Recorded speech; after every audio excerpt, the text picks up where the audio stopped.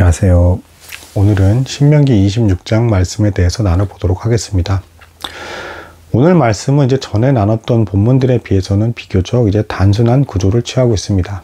전에 있었던 내용들은 이제 한꺼번에 도덕법들이 너무 여러 가지 이렇게 쭉 나오니까 이걸 다 나누기가 난해한 부분이 좀 있었죠.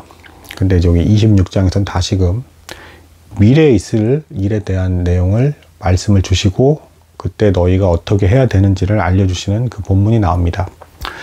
그래서 크게 본문은 이제 세 본문으로 이제 나눠져 있어요. 첫 번째는 이제 초실절과 관련된 본문입니다. 그러니까 약속의 땅을 차지하게 될 건데, 이건 뭐 너무 이제 확실하죠. 하나님께서 그렇게 하시겠다고 하신 거니까.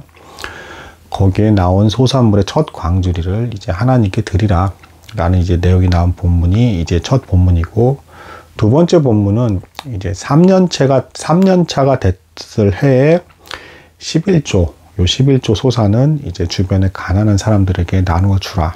그러니까 이 과정을 통해서 하나님께서 나그네 된 너희를 돌봤을 때 그 심정이 어떤 것인지를 이제 깨닫게 하시는 것이죠. 그게 이제 두 번째 본문인 것이고, 세 번째 본문은 이제 더 단순한 구조입니다. 결론적으로 너희가 내 백성이기 때문에 너희는 내 말을 따라서, 내 말씀을 따라서 순종해서 살아야 하는 게 너무도 당연한 것이다 라는 것으로 이제 결론을 맺는 장이 이제 26장이 되겠습니다. 이제 두드러진 특징만 이제 조금 이제 살펴보도록 하겠습니다. 이제 첫 단락의 주제에서 이제 약속의 땅에 들어서 첫 광주리를 하나님께 드림으로써 우리가 이렇게 약속의 땅을 통해서 얻게 된 모든 것이 하나님으로부터 말미암았습니다라는 이제 감사의 표현을 하게 되는 것인데, 이 감사할 수밖에 없는 이유를 이제 그 추가 본문 내용에 쭉 이제 언급하고 있습니다. 아래 이제 내려가다 보면 이제 5절 부분에서 좀 이제 특이한 표현이 나오는데, 이스라엘 백성들의 조상을 두고 아람 사람이라는 표현을 써요. 이건 이제 왜 이런 표현이 나온 거냐면, 여러분 이제 창세기 때 이 내용 기억하실 겁니다. 야곱이 아버지 이삭으로부터 축복을 이제 받기 위해서 속이죠. 그래서 형인 에서가 받아야 될 이제 축복을 속여서 뺐죠. 그러니까 이 사실을 알게 된 에서가 분노해서 이제 동생 야곱을 죽이려 하니까 야곱이 도망을 가죠. 도망간 지역이 이제 바단 아람 근처 이제 지역입니다. 그래서 라반 밑에 들어가죠. 이제 외삼촌입니다. 그러니까 이제 그리고 여기서 이제 결혼도 하고 아이들을 낳죠. 자, 그래서 여기서 하나님께서 상기시켜 주시는 것이 있습니다. 너희들이 크다 인정하는, 그러니까 이스라엘 사람을 대표하는 조상인 그 야곱조차도 도망자였다는 것이죠. 아무것도 없었고 도망자였는데 하나님께서 복 주시고 축복해 주셔서 그렇게 번성하게 되었다라는 것을 기억해 하시는 것입니다. 또 추가로 이스라엘 백성들조차도 사실은 이제 그 애굽 땅에 들어가게 돼서 거기서 종살이를 하고 있었죠. 그리고 광야에 나와서 이제 나그네 생활을 하게 되었고, 이런 상태에 있던 이스라엘 백성을 하나님께서 이제 기어이 이제 약속의 땅에 정착시키시고 나라를 이루게 하셨다라는 것이죠.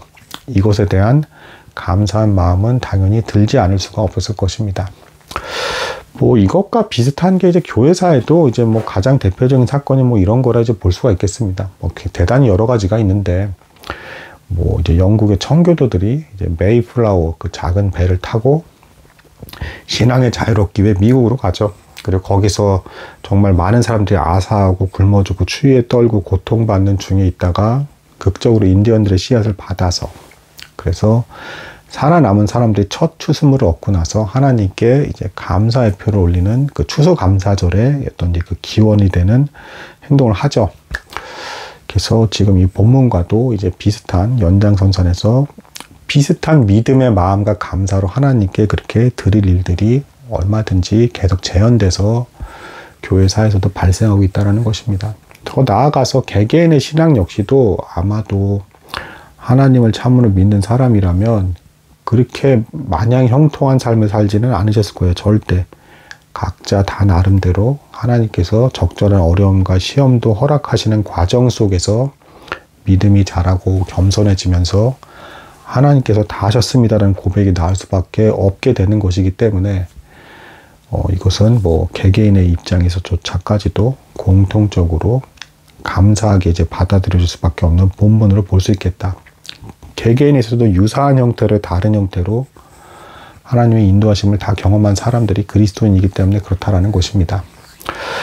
자, 두 번째 본문 내용은 이제 좀 더 단순한 내용이에요. 그러니까 이제 셋째 해에 이제 11조는 이제 가난한 사람들에게, 불쌍한 사람들에게 나눠줘라 라는 것이고, 여기서는 레위인이나 제사장들의 간섭이 없습니다.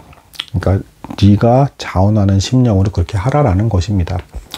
대신에 이제 서원 일종의 맹세를 하나님께서 요구하고 계시고, 어제 기도할 것을 이제 하나님께서 요구하고 계십니다. 그래서 자, 그동안 계속 뭐 야곱도 그랬고, 야곱도 도망갔던 사람이었고, 이스라엘 백성들도 이제 뭐 애굽에선 종이었고, 그 이후에 나그네 됐던 그런 입장이었다가 이제 약속의 땅을 차지하게 되었고, 땅을 소유해서 정착하게 된, 나라를 이루게 된 백성이 되었단 말입니다. 그래서 오히려 누군가에게 무언가를 줄 수 있는 이제 위치에 서게 된 것이죠. 받기만 하는 위치가 아니라 무언가를 줄 수 있는 위치에 이제 서게 된 것입니다. 이때 주변의 이방 사람들이나 객들이나 이제 고아들을 불쌍히 여기면서 베풀어라. 내가 너희에게 어떻게 했는지를 기억해서 너희 역시도 그렇게 하고, 그 과정에서 하나님께서 무엇을 기뻐하시고 또 어떤 분이신지를 기억하라. 그분을 찬송하라. 그분께 영광을 돌리라. 나그네 되고 쫓기던 너희를 이렇게 세우신 여호와를 송축하라 라는 이제 계명이 담긴 부분이 이제 두 번째 본문이 되겠습니다. 그 세 번째 본문은 이제 제가 아까도 말씀드렸지만 더 이제 단순한 내용을 담고 있습니다. 결론적으로 그래서 땅을 실제로 소유하게 됐을 뿐더러 너희는 이제 내 백성이 되었다. 그러니 지금 내가 너희에게 말한 내용과 계명들을 잘 지키고 항상 날마다 묵상하고 기억하고 기도하면서 순종하는 삶을 살아라 라는 이제 말씀으로 이제 마무리를 짓고 있는 장이 이제 신명기 26장이 되겠습니다. 뭐 이 본문 그대로가 우리의 어떤 인생 삶은 아니겠지만 동일하고 비슷한 형태로, 비슷한 이유로, 영적인 형태로 또 이렇게 인도해 가시는 분이 하나님이시기 때문에 그걸 기억하신다면 역시 이 본문을 보고도 자신의 지난 날을 또 돌아보시면서 은혜를 누릴 수 있는 장이 아니었던가라는 생각이 드는 이제 그런 장이 되겠습니다. 오늘은 여기까지 하도록 하겠습니다. 감사합니다.